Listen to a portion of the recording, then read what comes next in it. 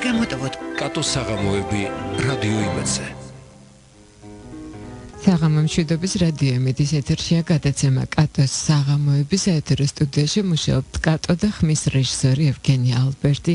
რაც შეეხება ჩვენს დღევანდელ ბიჭს, მის შესახებ ერთი საქმეში ჩახედული ჭკვიანი ბატონი წერდა, მისი მეთოდი უნიკალურია.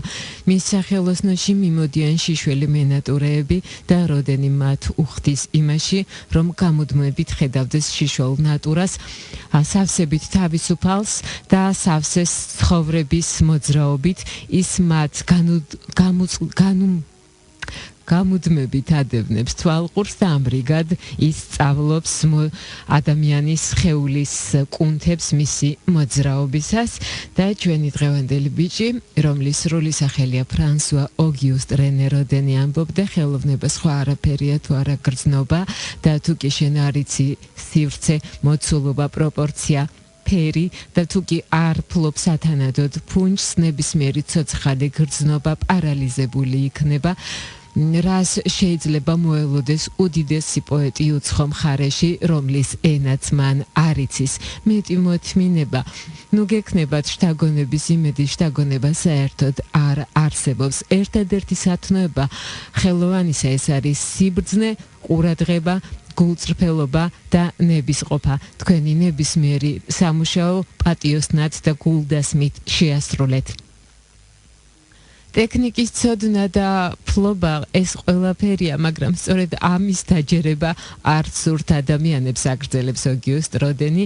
ისინი უფრო მიდრეკილნი არიან იმისკენ, რომ რაიმე ზებუნებრივი ირწმუნონ რაღაც ზე ადამიანური, ვიდრე დაიჯერონ სინამდვილე. ტექნიკური ცოდნა, ხანგრძლივი და გააზრებული სამუშაო ეს ისეთი ლამაზი და მშვენიერი არ არის მათთვის და ისეთი ეფექტური როგორც შთაგონება, თუმცა სინამდვილეში სწორედ აი ამ ზემოთი ჩამოთლილებზე დგას ხელოვნება.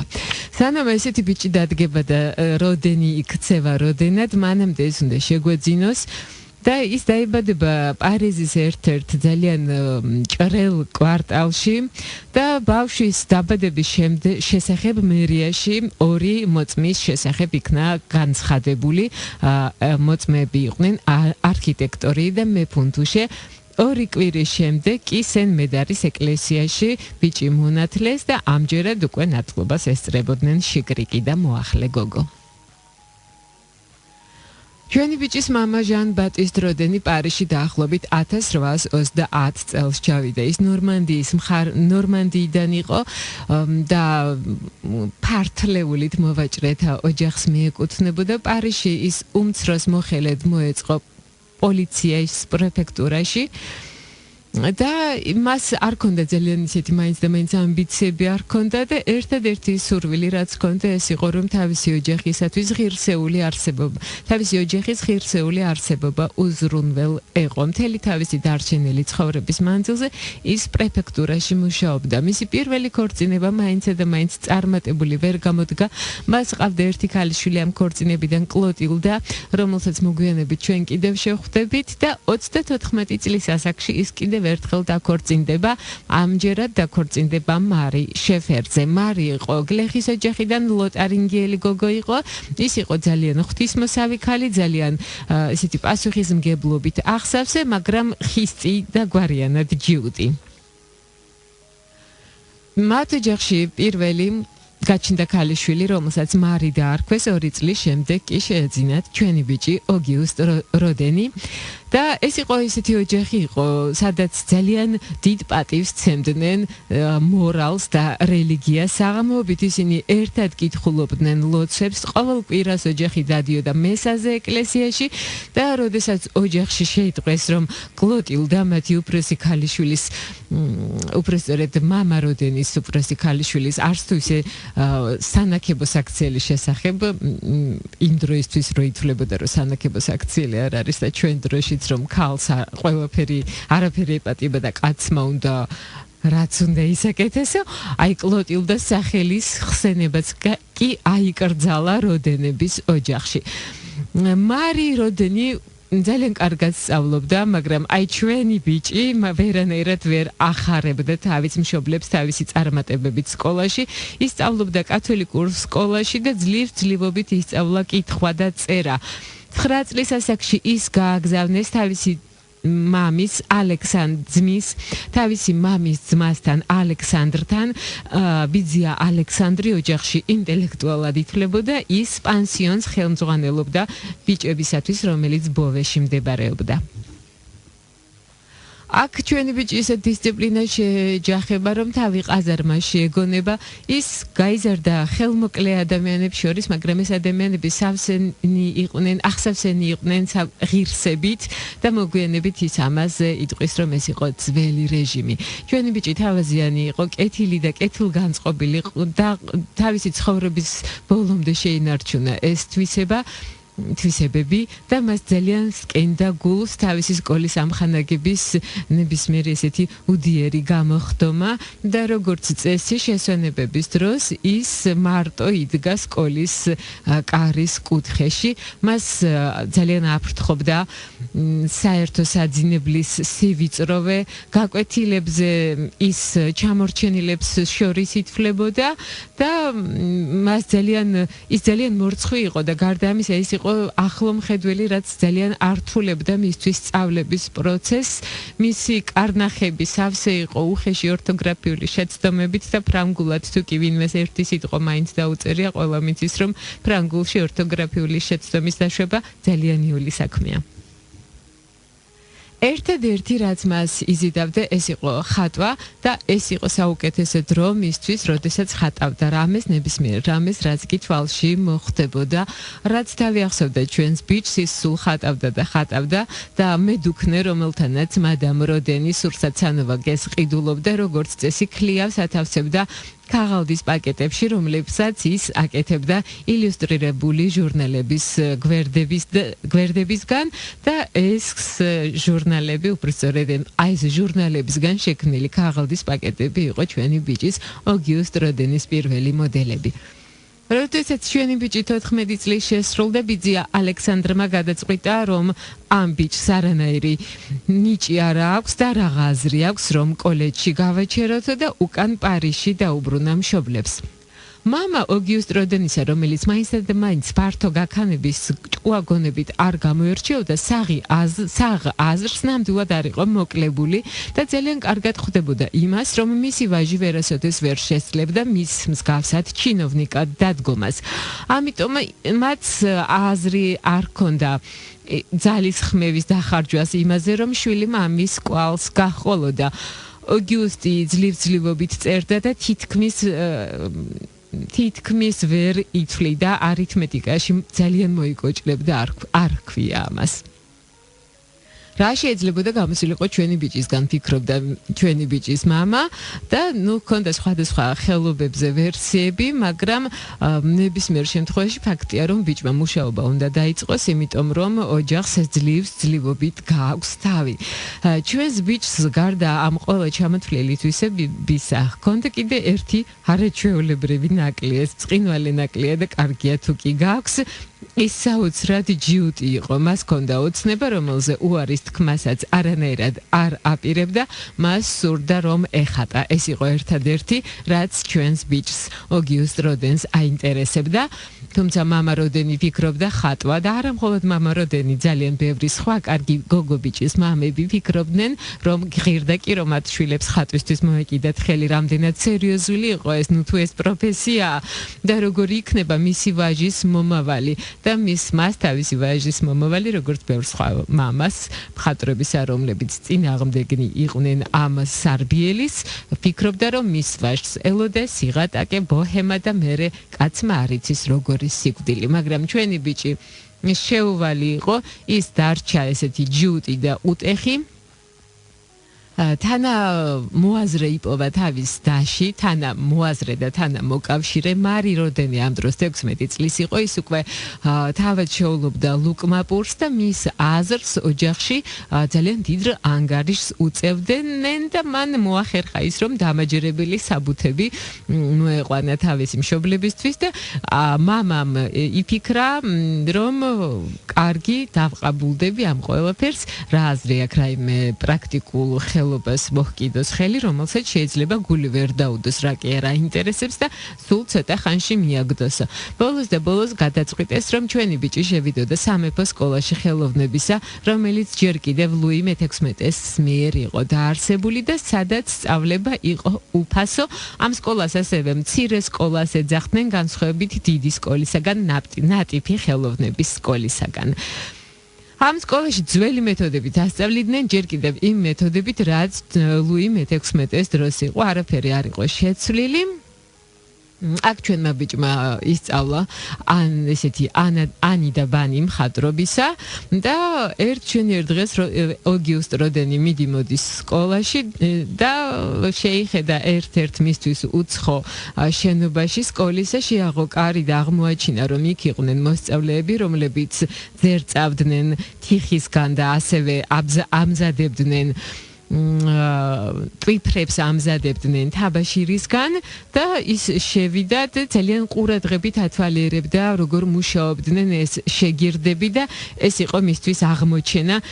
მერე მოგვიანებით ოგიუსტ როდენი დაწერს, პირველად ვნახე თიხა და ასე მეგონა, რომ მე-9 ცაზე ვიყავი. მე გამოვძერწე ხელები, თავი, ფეხები და შემდგომ შევუდექი მთლიან ფიგურას და მე ეს ყველაფერი იმდენად იოლად და ადვილად გამომივიდა, როგორც დღესდღეობით გამომდის და მე აღბრთოვანებული ვიყავი და მან გადაწყვიტა, რომ ამიერიდან ის მოქანდაკე უნდა გახდეს და არა მხატვარი. ისევ ოგიუსტ როდენი იგონებდა, რამდენჯერ მივსულ ვარ ლუვრში 15 წლის ბიჭი რომ ვიყავი და როგორ გავრბოდი იმისათვის, რომ დამეთვალიერებინა ტიციანი და რემბრანტი, მაგრამ სამწუხაროდ ფული არ მქონდა, არც ტილოსი და არც ტილოს საყიდელი და არც საღებავების საყიდელი ფული არ მქონდა, მაგრამ ძალიან მალე მე სულ სხვა გატაცება მეწვია, სულ სხვა ვნება შემიპყრო და ყველაფერი დამავიწყა, ეს იყო რამაც ყველაფერი დამავიწყა, ეს იყო ქანდაკება. ვინ იყო მეტრი ამ ჩვენი კარგი ბიჭის? ამას ძალიან გაუმართლა, როგორც საქმეში ჩახედული ხალხი ამბობს, მას ყავდა არაჩვეულებრივი პედაგოგი ორაციო ლეკოკ დე ბუაბოდრანი, ეს იყო გამოჩენილი, ეს იყო ფრანგი მხატვარი და ძალიან გამოჩენილი პედაგოგი და წლების შემდგომ ის დაეხმარა სწორედ როდენის ტალანტს გახსნაში და ამოფრქვევაში და მთელი ცხოვრების მანძილზე ოგიუსტ როდენი მისი მადლიერი იყო და მერე როდესაც მას თხოვეს, რომ შესავალი დაეწერა ლეკოკის წიგნისთვის, რომლის ხელახლა გამოცემაც 1913 წელს მომზადდა, ფერწერის მეხსიერების აღზრდა, ოგიუსტ როდენი ამ შესავალში წერდა, რომ მიუხედავად ორიგინალობისა, მისი მეთოდისა და მისი სწავლებისა, ის მაინც ძალიან ისეთი სათუთად ინახავდა და სათუთად ეერთგულებოდა ტრადიციებს. მისი სახელოსნო დღესდღეობით შეიძლება ითქვას, რომ ეს იყო ის, რომელმაც ჩვენ მაშინ იქ, როდესაც შეგირდები ვიყავით, არც კი ვიცოდით ბედმა როგორი საჩუქარი გაგვიკეთა, რომ ჩვენ ამ სახელოსნოში ამ ბრწყინვალე პროფესორის ხელში მოვხვდით და ლომის წილი იმისა, რაც მან მასწავლა, დღემდე ჩემთან არის და ჩემთან რჩება. დავბრუნდეთ ჯერ კიდევ სანამ როდენი გახდება იმ პერიოდში, დავასრულეთ სწავლა მცირე სკოლაში და მან გადაწყვიტა, რომ გააგრძელოს სწავლა უკვე ნატიფი ხელოვნების სკოლაში. მამა ისევ ჭკუაზე არ არის, იმედი ჰქონდა, რომ შვილი რომ ხატვის სკოლას დაამთავრებდა, ხატვას ისწავლიდა და ამ 3 წლის მერე მუშაობას მოჰკიდებდა ხელს და ახლა კი მის ვაჟს გადაუწყვეტია, რომ კიდევ გააგრძელოს სწავლა და კაცმა არ იცის რა ელის მომავალში ყველაფერი ბურუსით არის მოცული. თუმცა ცხოვრება ისედაც ალალბეძე კიდია და ამიტომ ჯობია დესერტით დაიწყო და ამ დესერტით დაწყებაში ჩვენს ბიჭს ისევ და ისევ თავისი და მარი როდენი დაეხმარა, მარი როდენს დედამაც აუბახ მხარი და მამა ბოლოს დაყაბულდა, თუმცა მან განაცხადა, რომ მანამ სანამ ის ნებას დართავდა ვაჟს, რომ ნატიფი ხელოვნების სკოლაში შესულიყო, უნდა მოესმინა საქმეში ჩახედული ხალხის აზრი. მან რჩევა ჰკითხა თავის ძმას ალექსანდრ როდენს და თავის მხრივ მარიც მიდგა-მოდგა და ბოლოს აი ყველა მთელი ამ ოჯახის ძალისხმევის წყალობით ოგიუსტ როდენმა მიეცა შესაძლებლობა იმისა, რომ გასცნობოდა ქანდაკების აღიარებულ მეტრს მენდონს. 66 წლის მენდონს იმ დროს თავისი სახელისა და დიდების აკმე ედგა, მისი ნამუშევრები ლუქსემბურგის ბაღს ამშვენებდა. ის გამოირჩეოდა იმით, რომ ძალიან ისეთი თავისუფლად მოაზროვნე კაცი იყო და მას დიდი დრო არ დასჭირდა იმისათვის, რომ როდენის ნამუშევრები შეეფასებინა. თქვენ ტალანტი გაქვთ, ნამდვილი ტალანტი, რომელიც უნდა განავითაროთ ნატიფი ხელოვნების სკოლაში. თუმცა ასე სულაც არ ჩაუძლიათ ნატიფი ხელოვნების სკოლაში, სამჯერ სცადა ჩვენმა ბიჭმა ამ სკოლაში მოხვედრა და სამჯერვე უარის ტკიცეს. მერე უკვე დრო მოვიდა იმისა, რომ მამას აღარც სურვილი ჰქონდა და სურვილიც რომ ჰქონდა და საშუალებაც არ ჰქონდა იმისა, რომ თავისი ვაჟი შეენახა, ამიტომაც როდენს რამენაირად უნდა ეშოვა ლუკმაპური და მოგეხსენებათ, არის ესეთი კარგი და გებრიელი გამოთქმა, რომ მურაბას ოცნებისგანაც მოხარშავ, თუ ცოტა შაქარს და ხილს დაამატებდა. ეს იყო ჩვენი ბიჭიც. მთელი 20 წლის განმავლობაში მას მოუწევს, რომ ნებისმიერ სამუშაოს მოჰკიდოს ხელი, ოღონდ კი რაიმე შემოსავალი ჰქონდეს. მთელი 20 წლის მანძილზე მას მატერიალურად არ ულხინდა კიდევ მსუბუქად არის ნათქვამი, ის ასრულებდა ნებისმიერ დაკვეთას, ისეთ დაკვეთებს, რომლებსაც მისთვის არც სახელი და დიდება მოჰქონდათ და არც სოლიდური შემოსავალი, მას არ ჰქონდა მუდმივი სამუშაო ადგილი, ის ძალიან ხშირად იცვლიდა სახელოსნოებს, არა საკუთარ სახელოსნოებს, ოღონდ საკუთარ სახელოსნომდე ჯერ კიდევ დიდი დრო არის და ის ფაქტობრივად გამუდმებით სიღარიბის ზღვარზე იყო. თუმცა თვითონ სამუშაო მას საოცარ სიხარულს ანიჭებდა, ის არასოდეს არ წუწუნებდა, არც ამბიციური იყო და არც შურიანი, მაგრამ მას სჯეროდა, რომ სწორად აერჩია თავისი პროფესია და მაშინაც კი, როდესაც ის უკვე როდენი იყო და არა უბრალოდ როდენი, მაშინაც არაერთხელ გაუმეორებია, რომ არასოდეს არ ეცადოთ ეფექტის მოხდენას, უბრალოდ იმუშავეთ კეთილსინდისიერად და ეცადეთ, რომ თქვენი სამუშაო კარგად შეასრულოთ. ამასობაში მოხდა ერთი ძალიან მნიშვნელოვანი ამბავი, ძალიან ცუდი ამბავი ჩვენი ბიჭისთვის, გარდაიცვალა მისთვის ესოდენ საყვარელი და ძვირფასი და მარი როდენი. და ამან ფეხქვეშ მიწა გამოაცალა ჩვენს ბიჭს, უკვე არაფრის კეთების თავი არ ქონდა, ინსტრუმენტები ხელიდან უცვიოდა, ვერც ერთ ქანდაკებას ვეღარ კიდებდა ხელს და ყველა დაწყებული ქანდაკება მიატოვა და ძალიან დიდხანს გაგრძელდა ეს ტრაური მისი, ის უნუგეშო იყო ფაქტობრივად. მერე გავიდა დრო ერთშენერ დღეს მან ქუჩაში დაინახა, რომ მიდიოდა ერთი ლამაზი გოგო, კარგი აღნაგობის, რომელიც არ გავდა ჩვეულებრივ პარიზელ ქალებს, მას ძალიან ერიდებოდა პარიზელ გოგოებთან გამოლაპარაკება, იმიტომ რომ ყოველთვის ძალიან ღარიბულად იყო ჩაცმული, თან ძალიან მორცხვი ბიჭი იყო და რატომღაც აი ამ გოგოში დაინახა ის, რამაც მიიზიდა და რა კი ის ჩვეულებრივ პარიზელ ლამაზმანს არ გავდა, ალბათ იფიქრა ასე უფრო გამიმართლებსო და დასძლია თავისი სიმორცხვე, გამოელაპარაკა. ეს გოგო იყო როზა ბერე, უფრო სწორედ როზ ბერე, უფრო ფრანგულად რომ ვთქვათ და რომელიც იყო გლეხის ოჯახიდან, ის იყო პატარა სოფლიდან ჩამოსული პარიზში, სადაც მუშაობდა მკერავად. ოგიუსტს და როზ ბერეს შემოეყვარათ ერთმანეთი და მათ გადაწყვეტეს, რომ ერთად ეცხოვრათ. ერთი წლის შემდეგ შეეძინათ შვილი. ოგიუსტ როდენმა ქვა აგდო და თავი შეუშურა, ამბავს ჩემს გვარს არ მივცემო, მაგრამ რაღაც მაინც ხონდა მივცეო და ამიტომაც თავისი სახელი სახელი მისცა.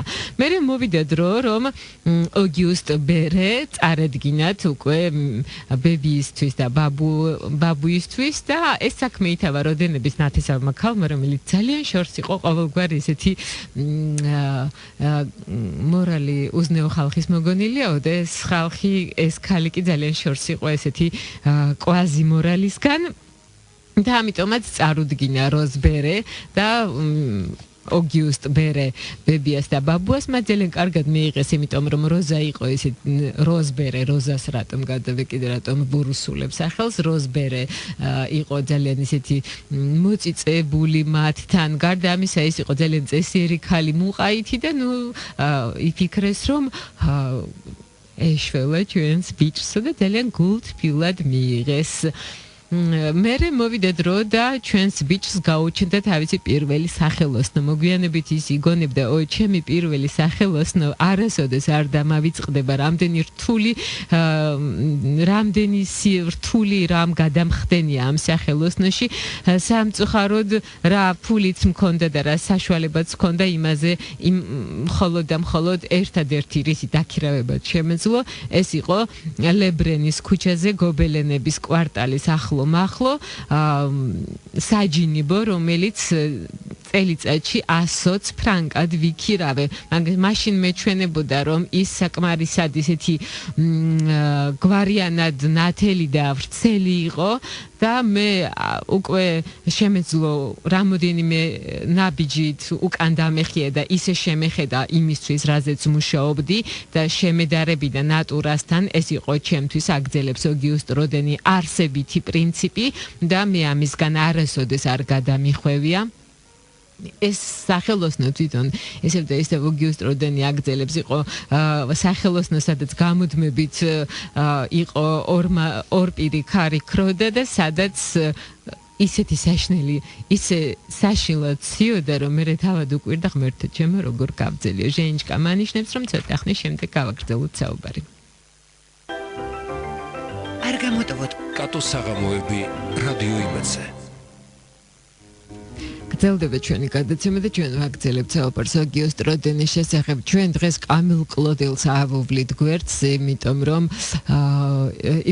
ეს არის წყინვალე გოგო, რომელიც არ იმსახურებს იმას, რომ ვიღაცის გვერდით მოიხსენიონ. ის თავისთავად იყო იმდენად წყინვალე, იმდენად არაჩვეულებრივი, რომ ამის გამო ჩვენ მას ცალკე გადაცემა მივუძღვენით და ის არ იმსახურებს იმას, რომ აქ ესე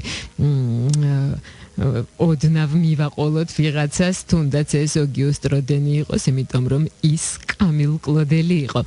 გავაგრძელოთ როგორ ბარაც წერდა ის ის ისევ სიდუხჭირეში ცხოვრობს და ის წერს აუცარ ბარაც როზ ბერეს, რომ ჩემო პატარა ანგელოსო, აი არ ვიცი როდის დავბრუნდები და ძალიან თბილი ბარათია, მაგრამ ამ თბილი და გულითადი ბარათებით ისედაც ის ასავსეა სხვადასხვა გადაცემები, რომ რაღაც გვინდა ხა ჩვენ ამდენი სითბო და დაშაქრული გვიან კიდე ტკბილი მავნებელია, მაინც და მაინც არ არის სასარგებლო. და მოდით გადავინაცვლოთ იტალიაში, რომლის გაცნობის დაუოკებელი სურვილი ჰქონდა ოგიუსტ როდენს და ნეტავ რატომ და მას საოცრად უნდოდა მოენახულებინა ქალაქი, სადაც ყველა გზა მიდის და ქალაქი, რომელიც ერთ დღეში არ აშენებულა, რომ იყო მისი საოცნებო ქალაქი. ის გაემგზავრა იტალიაში, როგორც იქნა თავისი რაც კი ჰქონდა რაიმე გადანახული და დანაზოგი, ამ დანაზოგით ის გაემგზავრა იტალიაში, საიდანაც როზ ბერეს წერდა, გამუდმებით წვიმს, უნდა ვაღიარო, რომ მაინცა და მაინც რეგულარულად ვერ ვიკვებები, მხოლოდ მაშინ ჭამ, როცა სანახავი არაფერი არ არის. ფლორენციიდან უკვე ის როზ ბერეს წერს, რა თქმა უნდა არ გაგიკვირდება, თუ კი გეტყვი, რომ პირველივე საათები, რაც კი ფლორენციაში გავატარე, ეს იყო საათები, როცა მე გულდასმით სწავლობდი მიქელანჯელოს და მე ესე მგონია, რომ ამ უდიდესმა მაგმა მე ნება დამრთო, რომ ზოგ მის საიდუმლოს ჩავწვდო. მოდი საღამოობით მე ჩანახატებს ვაკეთებ, მაგრამ არა მისი ნამუშევრებისა, არამედ ვცდილობ იმ სქემების აღდგენას, რომელიც მე თავად ავაგე ჩემს წარმოსახვაში, იმისათვის რომ მიქელანჯელოს ჩავწვდო. მოდი როდენების ოჯახური ცხოვრება გრძელდება იტალიიდან დაბრუნების შემდეგ ისევ და ისევ მაინც და მენციული არ არის მათი ცხოვრება მამა როდენი დაკარგავს მხედველობას ის ასევე გონებას გადაცდება და უმცროსი ოგიუსტი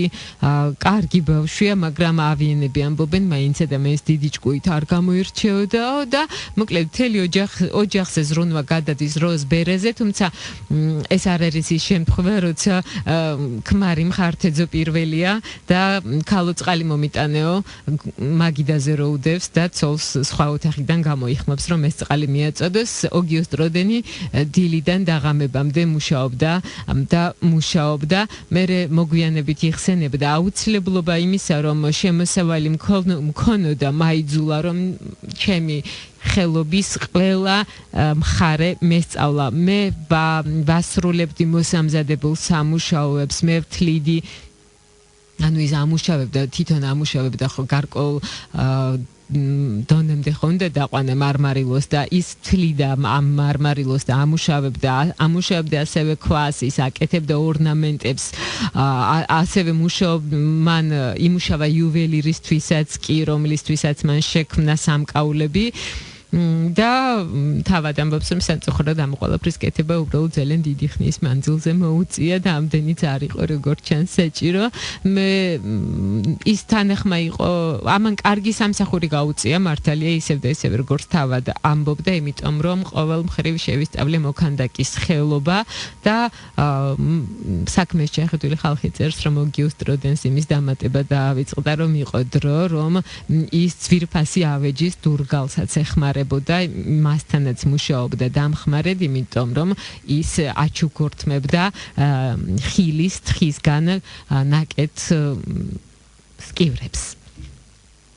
მერე მოვედრო და ჩვენი ბიჭი გახდება ოგიუსტ როდენი და მე გამოვტოვებთ მოდით ეს ნაწილი ჯოჯოხეთის კარიბჭე, იმიტომ რომ თვითონაც ისე დაღალა, რომ თქვენი დაღლა უკვე ამ ამბით აღარ ღირს და ეს ძალიან ისეთი ხანგრძლივი ისტორია მოსაყოლად, რასაც ერთი გადაცემა არ იყოფა. სამაგიეროდ მოდით ვილაპარაკოთ კალეს მოქალაქეებზე, რომლითაც თავად საოცრად მოჯადოებული იყო, როცა შესთავაზეს, ის აღფრთოვანებული იყო, როდესაც კალეს მერმა და მუნიციპალიტეტმა შესთავაზა მას ამ ქანდაკებაზე მუშაობა და ოგიუსტ როდენი კალეს მერს წერდა, მე გამიმართლა, რომ ასეთ თემას შევხვდი, რომელიც მე ასე მომეწონა და რომლის განხორციელებაც და ორიგინალური უნდა იყოს, მე ჯერ კიდევ არ შევფეთები ვარ ასეთ სიუჟეტს, რომელიც ესოდენ თავისებურია და ესოდენ საინტერესოა. მიუხედავად იმისა, რომ ყველა ქალაქში არის თითქმის ქალაქის ამა თუ იმ გმირის ძეგლი, ეს ძეგლები ერთმანეთისგან უმნიშვნელო დეტალებით თუ განსხვავდებიან. და ოგიუსტ როდენმა მოახერხა ის, რომ მისი ძეგლი უმნიშვნელო დეტალებით კი არ განსხვავდება, ეს არის იმდენად განსაცვიფრებელი, იმდენად საოცარი, იმდენად არის ჩვეულებრივი, რომ ამის შესახებ ლაპარაკი არ მოგწყინდება, მაგრამ ამაოდ დაშვები, იმიტომ რომ თუ პირადად არ ნახე, არც ერთი ფოტო, ვერც ერთი ფოტო ამას ვერ გადმოსცემს აი ამ უშუალო შეფეთებას კალეს მოქალაქეებთან. და კალეს მოქალაქეების ამბავი ეს არის 100 წლიანი ომის დროს 1357 წელს საფრანგეთის ქალაქი კალე იყო ალყაში ჰყავდა ინგლისის მეფის ედუარდ მესამის ლაშქარს და როდესაც აი ესეთი ხანგრძლივი ეს იყო ძალიან ხანგრძლივი ალყა და ბოლოს როდესაც ქალაქის მოქალაქეებს ამოეწურათ ყოველგვარი სურსათ სანოვაგე და ქალაქის დანებება დუვალი იყო. ინგლისელებმა შესთავაზეს, რომ ისინი შეუნარჩუნებდნენ სიცოცხლეს ქალაქის ამ კალეს მოქალაქეებს იმ შემთხვევაში თუ 6 ყველაზე ცნობილი და წარჩინებული მოქალაქე კალესი გამოცხადდებოდა მოწინააღმდეგის ბანაკში, გადასცემდა ქალაქის გასაღებს და შემდეგ მათ სიკვდილით დასჯიდნენ და ეს ამბავი საბედნიეროდ ესე არ დამთავრდება მერე თუმცა როდესაც კალეს მოქალაქეები მიდიოდნენ მათ არ იცოდნენ რომ მეფეს ფეხებში ჩაუვარდებოდა თავისი ფეხმძიმე ცოლი და შეევედრებოდა რომ დაენდო ეს ადამიანები და ისინი არ დასაჯეს სიკვდილით, მაგრამ როდესაც მიდიოდნენ, მათ ეს არ იცოდნენ და ყველაზე მთავარი ხომ ეს არის, რომ მათ არ იცოდნენ. ისინი მიდიოდნენ იმაზე, რომ გადაერჩინათ თავიანთი ქალაქი და მათ გადაწყვეტილი ჰქონდათ საკუთარი ქალაქისათვის თავის გაწირვა და სწორედ ამ მომენტში არიან ისინი გამოსახულები, როდესაც ისინი მიდიან და მიემართებიან ინგლისის მეფის ბანაკისაკენ. და თვითონ როდესაც კალეს მოქალაქეები პირველად 1899 წელს ნახა საზოგადოებამ გამოფენაზე როდენის მოწინააღმდეგეებიც კი ისეთი აღფრთოვანებულები იყვნენ რომ ყველაფერი დაავიწყდათ და დაავიწყდათ ის რომ ისინი როდენის მოწინააღმდეგენი იყვნენ. ეს ჩვენი ბიჭი აი სახელის და დიდების მიუხედავად მას არანაირად არ შეცვლილა, ის იყო ძალიან თავაზიანი და ყოველთვის ძალიან გულახდილი იყო, როდესაც მისი ხელოვნების შესახებ რაიმეს ეკითხებოდნენ. არანაირ ესეთ მაღალფარდოვან სიტყვებს არ იყენებდა ის საუბრისას, არანაირ ესეთ ნართაულ გამოთქმებს არ ბევრი ხელოვანისთვის მომისმენია და ესეთი განცდა მაქვს ხოლმე. საბედნიეროდ ჩვენ ვინც ყავდა სტუმრად ყველაზე შემიძლია ჭორფლები გამემუქდეს თუ ვიტყილებოდა ყველა მართლა საინტერესო იყო და ისინიც ძალიან საინტერესოდ საუბრობდნენ და იყო უაღრესად საინტერესო მართლაც მათი მოსმენა და ჩემთვის დიდი პატივია მათი ის რომ ისინი ჩვენი გადაცემის და რადიო იმედის სტუმრები იყვნენ თუმცა ხომ არიან სხვანიც ვინც არ იყვნენ ჩვენი სტუმრები და ზოგჯერ მათ რომ ვუსმენს მგონია რომ ქართული არ ვიცი და არ არის ჩემი მშობლიური ენა და მე ვხვდები რომ მაინც და მაინც ჩემი ქართული სარცოდნის ბრალი არ არის და ესე არ იყო ოგიუსტ როდენის შემთხვევაში ყველას ესმოდა მისი ფრანგული ის ლაპარაკობდა ძალიან სადად არანაირად აკავდა რა ნიჭი მაქვსო არც ამას არ ამბობდა პირიქით ყოველთვის ამბობდა ისე ლაპარაკობდა საქმეს ჩახედული ხალხი ამბობს გეგონებოდა რომ ეს ნებისმიერ ადამიანს შეუძლია ამ ყველაფრის გაკეთება ოგიუსტ როდენი ამბობდა მე მხოლოდ ასლს ვაკეთებდი მოდელისა ყოველთვის ამას ამბობდა და ყველა გაოცებული რჩებოდა იმიტომ რომ ყველაზე გონა რომ რაიმე საიდუმლოს გაუმხელდათ არა და საქმეს ჩახედული ხალხი წერს ისევ და ისევ რომ ოგიუსტ როდენს არ ქონდა საიდუმლო არანაირი საიდუმლო არ ქონდა ის ყოველთვის იმეორებდა ყოველთვის ქონდეთ კონტაქტი ნატურასთან ყოველთვის ეცადეთ რომ მიუახლოვდეთ მოდელს და ისევ ამბობდა და აგრძელებდა ჩვენი ბიჭი, როდესაც ჩემს წინ მოდელია, მე ისეთი სურვილი მიპყრობს, მე ვმუშაობ იმ სურვილით, რომ გამოვსახო ნატურა და თუ კი დაახლოებით ასე დავხატავდი ალბათ მე რომ მეხატა და ასე გამოვხატავდი, ასე შევქმნიდი პორტრეტებს და მე არ ვასწორებ ნატურას, არ შემაქვს მასში არანაირი კორექტივა მე ვცდილობ რომ განვიმსჭვალო ამ ნატურით და ის მიმიძღვება ნატურა არის ის ვინც მიმიძღვება მე მუშაობისას და მე შემიძლია ვიმუშაო მხოლოდ მოდელთან ადამიანის თვითონ ფორმების სქერა მე მკლებავს და მიწყობს ხელს იმაში რომ ფეხზე ვიდგე და მე უსასრულოდ ვარ აღფრთოვანებული შიშველი ნატურით და მე ესე ადამიანის სხეულის კულტს ვაღიარებ და მე ვამტკიცებ რომ მე არანაირი იდეა არ მაქვს თუ კი არაფრის ასლი არ არის გასაკეთებელი, მაგრამ როდესაც მე ვხედავ ნატურას აგრძელებს ოგიუსტ როდენი მისი ფორმებით, მე მაშინვე ვნახულობ რაღაცა ისეც, რაც ღირსია იმისა, რომ გამოისახოს და რაც ღირსია იმისა, რომ განვითარება ჰქონდეს და ზოგჯერ მე ნატურას ვუყურებ და მგონია, რომ მასში ვერაფერს ვერ ხედავ, შემდგომ კი უცებ გამოჩნდება შიშველი სხეულის რაღაც ნაწილი და ამ დროს ეს ყველაფერი მეხმარება, რომ მე ეს ყველაფერი მთლიანობაში გადმოვცე. და რაღა დაგიმალოთ და ბევრ შიშველ ქანდაკებას როცა ნახულობ, როცა ესეთ კარგ ადგილას ხვდები, მე მართლა ფიქრობ, ღმერთო ჩემო, რატომ ჩააცვეს ქანდაკებებს, იმიტომ რომ ხო, ეს არის ის, რაც წინვალეა და ქანდაკებების ჩაცმა აუცილებელი მაინც ადამიანს არ იყო ბევრი რამ დაკარგეს ქანდაკებებმა. თუმცა ზოგ ქანდაკებას უხდება ეს ჩაცმა დახურვაც, მაგრამ ზოგადად ვეთანხმები მე ოგიუსტ როდენის ზემოთ გამოთქმულ აზრს და გაგიჟდება რომ გაიგებს თუ არ დავეთანხმები.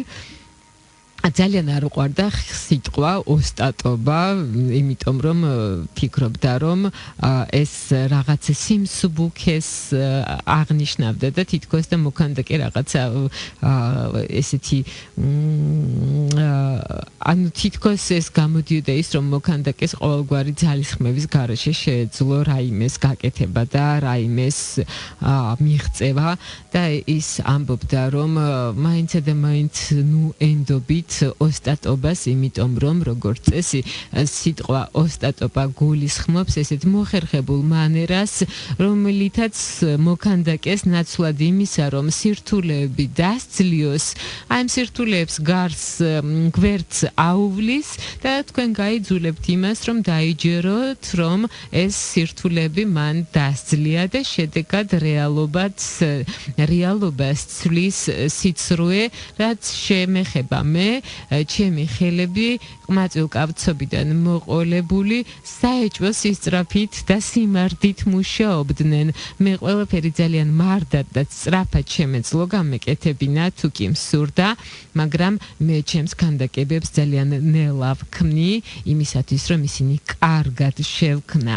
თუმცა სიჩქარე მაინცა და მაინც არ იყო ჩემთვის დამახასიათებელი, საერთოდ ჩემი ბუნებისთვის არ იყო დამახასიათებელი, რაც მეტს ფიქრობ, მით უფრო მეტი მინდა და ხელოვანს უნდა ჰქონდეს ცოდნა და უნდა ჰქონდეს მოთმინება. აი ჩვენი ბიჭი 50 წლის შესრულდა, უკვე ისეთ ასაკში არის, რომ მოკლედ ხალხი გარშემო ეხვევა და მისი აზრი აინტერესებს ყველას და ის არის ძალიან მორიდებული და ამ მორიდებულობის გამო ძალიან ცოტას ლაპარაკობს და ძალიან ხშირად ამ მორიდებულობას უთვლიან, რომ რაღაც გონია, ანუ ავიენები როგორც იწყოდნენ, ისე საინტერესოდ დუმდა, რომ ყველას ერთი სული ჰქონდა, როდის დაილაპარაკებდა ეს ჩვენი ბიჭი და კიდევ რა შეიძლება იყოს საინტერესო მის შესახებ, ხო ის გახდა ესეთი ცნობილი პოპულარული ბიჭი, თუმცა არანაირად არ შეცვლილა და თვითონ ეს მძიმე მუშაობა, თვითონ მძიმე ესეთი გამუდმებული ფიქრი, გამუდმებული მუშაობა, ან ფიზიკური, ან გონებრივი, ნუ ამ ყველაფერმა თავისთავად ცხადია დაღი დაასვა ჩვენი ბიჭის ჯანმრთელობას, მას ჰქონდა ძალიან მძიმე დეპრესია, გზნობდა რომ ძალა ეცლებოდა, ასევე მისი გონება არ იყო უკვე ისეთი ცინცხალი და გამჭრიახი, როგორც უწინ. და ავიენები იმასაც ამბობენ, რომ ის დიდ ბავშვად იქცა, თუმცა ესე მისი მაინც ერთგვარი დესპოტური ხასიათი, ამასაც ამბობენ ავიენებიც და საქმეში ჩახედული ხალხი ამაში ერთმანეთს ეთანხმება, არცად არ გამქრალა და ძალიან უდიერად ექცეოდა ხოლმე თავის ოჯახის წევრებს, თუმცა საზოგადოებაში ძველებურად ესე საკუთარ თავში დაჯერებული ადამიანის შთაბეჭდილებას ტოვებდა და ისევ და ისევ ხო აი მისი დუმილი აღიქმებოდა ისე რომ ერთი სული ჰქონდათ როდის დაილაპარაკებდა. ეს ჩვენი კარგი ბიჭი გარდაეცვალა 17 ნოემბერს 1917 წლისა და ამ დროს საფრანგეთი ომში იყო ჩაბმული, ამიტომაც არანაირი ისეთი ნაციონალური დაკრძალვა ამ ჩვენი ბიჭისა არ მომხდარა, არანაირი პომპეზურობით ის არ დაუსაფლავებიათ, თუმცა August Rodeni იყო და არც ეს არ სჭირდებოდა მაინც და მაინც. ჩვენი გადაცემა დასრულდა, აქ დავასრულოთ დღეს ცოტა ხანმოკლე გამოგვივიდა, უფრო მეტის ლაპარაკი შეიძლებოდა, მაგრამ ამ შემთხვევაში უკვე უნდა აღმეწერა ქანდაკებები და თავისთავად ცხადია ეს ფუჭი საქმე იქნებოდა რადიო ეთერით. ღამის 12 საათის შემდეგ თქვენ როგორც ყოველთვის კოდექს აუდიო გელით მიშა მიმინოშულთან ერთად მადლობა ყურადღებისთვის. შევხვდებით მომდევნო ორშაბათს ისევ და ისევ მიშა მიმინოშულთან ერთად კოდექს აუდიოსა და ბუქბოქსის პარკლებში და რას გვიმზადებს და ვის გვიმზადებს მიშა, ეს ჯერჯერობით ჩემთვისაც სიურპრიზია.